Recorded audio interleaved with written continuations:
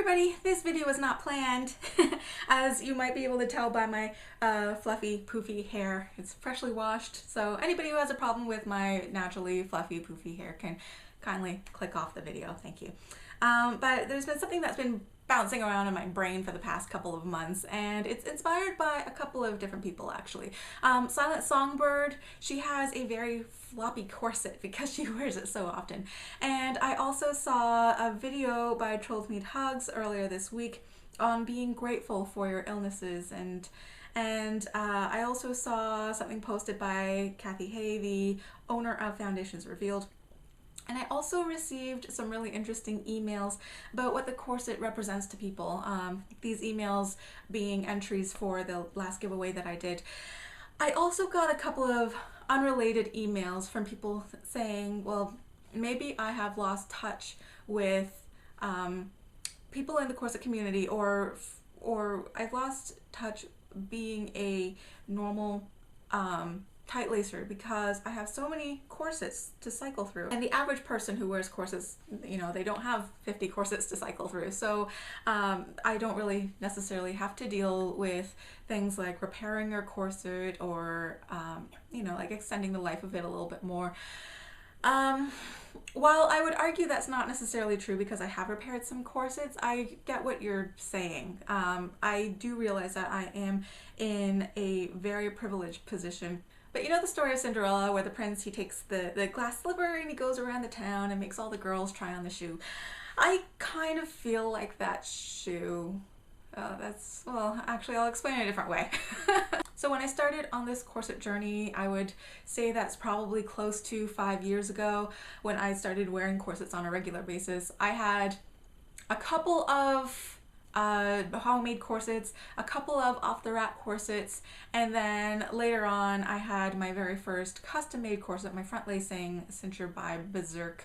And that front lacing cincher was meant to close at 20 inches, and that was my goal.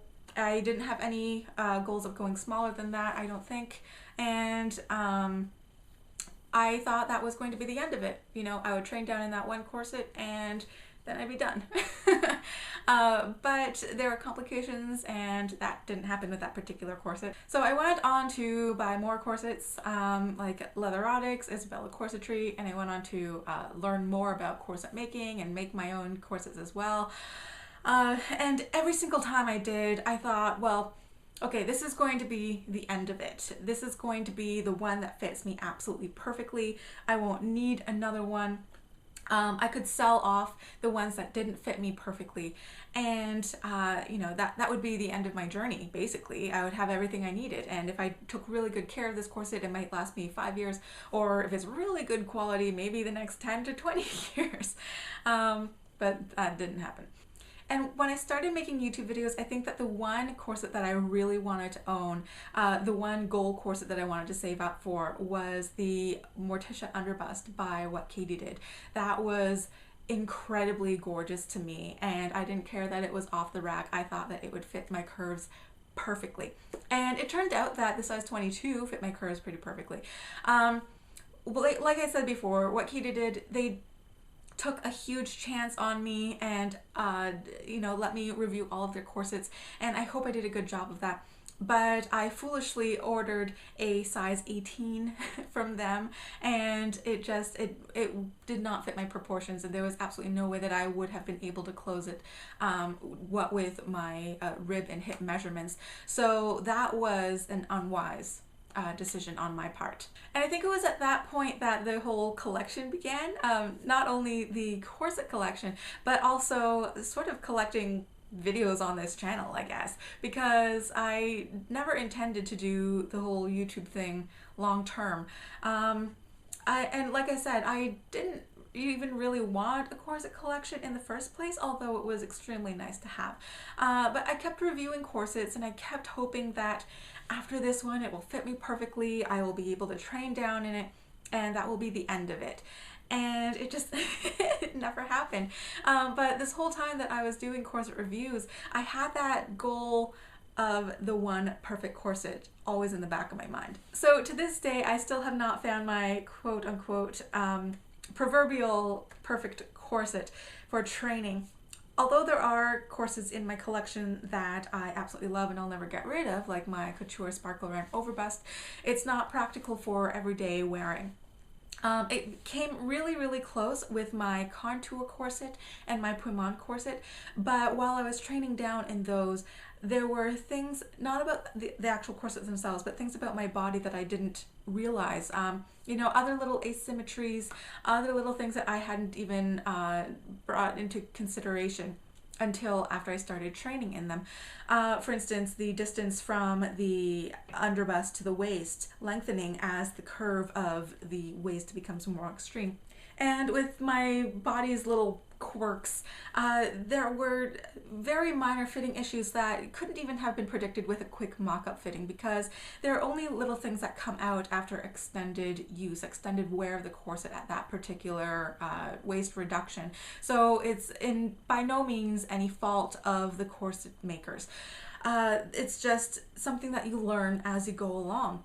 And that is the reason why corsetry is so interesting, and it helps you learn a lot about yourself and your body, but it can also be a very long process and very expensive process. So there comes a point that you have to ask yourself, well, is it really worth it to be picky? And in my personal opinion and my personal experience, I would say that it is worth it, because when it comes to extreme tight lacing, if people are doing this for body modification, then comfort and a well-fitting corset also translates to health and safety. So if you have the resources, if you have the time or the money to do so, then why wouldn't you be picky? I mean, when it comes to an object, you can be really picky about it. It's not like it's a person. It's not like it's a partner that you spend the rest of your life with their own thoughts and feelings. You don't have to negotiate with them. You don't have to make compromises. Basically, with an object, with a garment, you should be able to make it exactly as you want it. You can change it if there's something about it that you don't like. And that's sort of the point of ordering something that's really custom for you, not just in your size.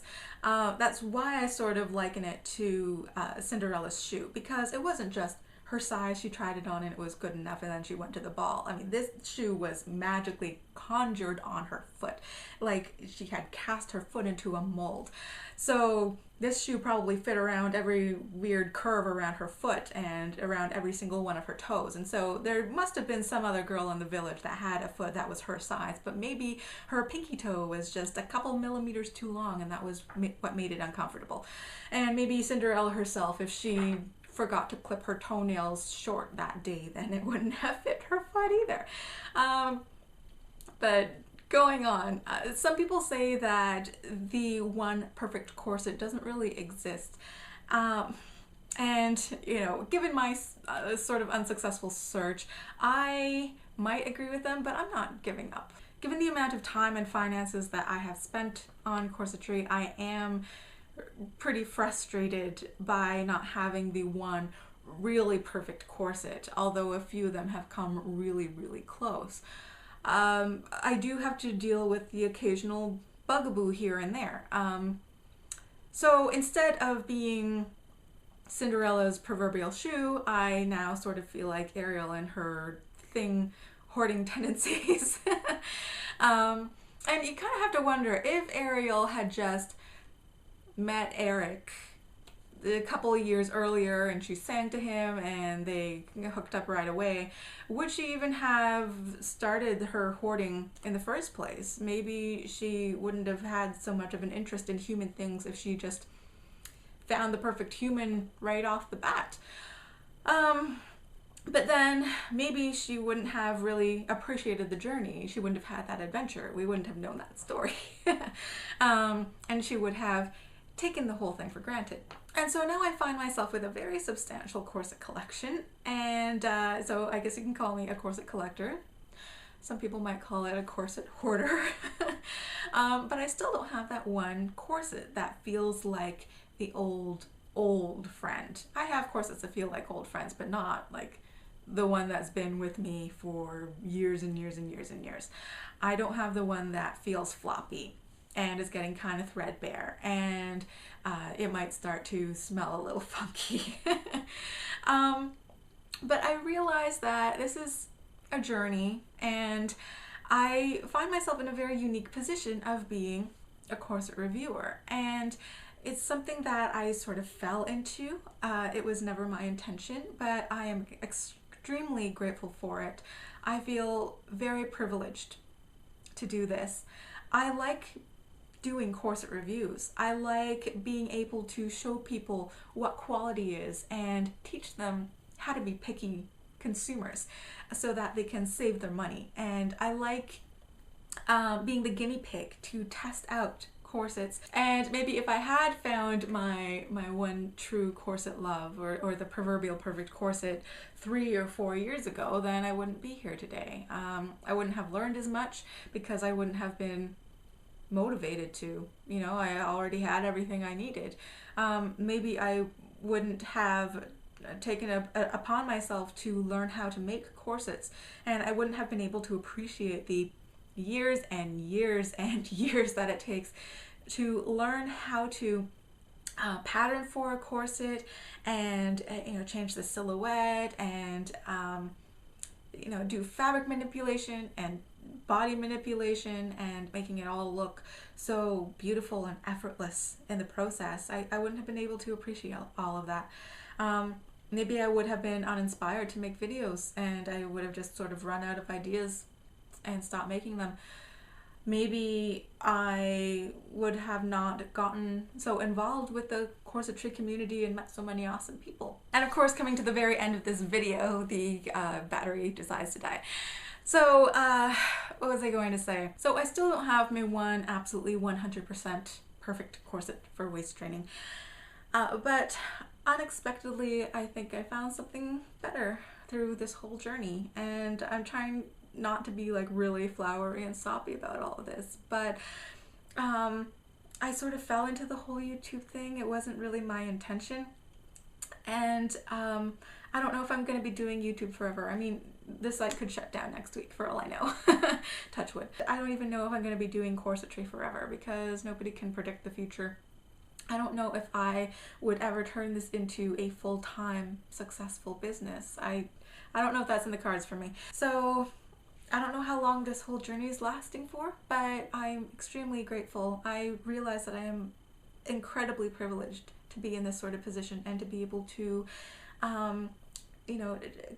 interact on a daily basis with you guys. So thank you. The last 3 years have been incredible, and I mean it 100% when I say that you guys have changed my life. So what do you think about the proverbial perfect corset? Do you think it exists? And have you found the perfect corset for you? Leave a comment down below and let me know whether you think it exists, or whether you have that one corset that is really kind of like your old friend. I'm looking forward to hearing your answers, and I will see you guys in a few days for the next video. Bye.